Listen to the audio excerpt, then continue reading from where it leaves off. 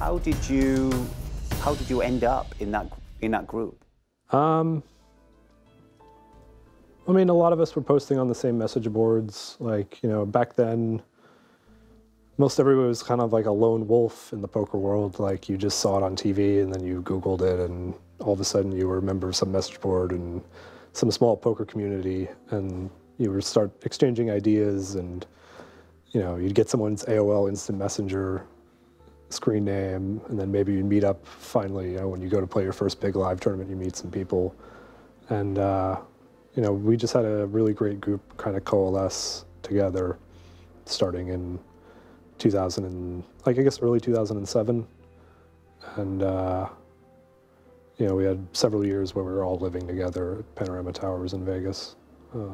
The poker tribe, or just tribes in general, in other words, finding people who are better than us, that we can learn from to grow, seems to be a real prevalent key success criteria for any high-stakes poker player. Everybody's talking about it. If someone's watching this and they want to get on in life or poker, it doesn't matter really, what advice would you give them if they don't know anybody? You know what I mean? They think they don't know anybody. What advice would you give them in terms of trying to find a group of like-minded people, or people who are slightly better at them and what they're interested in? I don't know about any good advice I could give, but just maybe pay attention to, like, the people that are more successful than you around you, and try to figure out, like, all right, what are they doing differently than me that I could implement in my own life or implement in my own poker game, and try to listen. Like, that's always really important, I think. Like, many of the times that I've been at, like, a group dinner or something with a number of my poker friends, I just sometimes catch myself where I go like 45 minutes without saying a word, just because I'm so locked into what everybody else is saying. And, you know, most of my friends are a lot more articulate than I am, so just sitting back and listening to and observing what's going on, this helps me a lot. I just don't want to interrupt with my dumb thoughts. I just try to sit there and learn.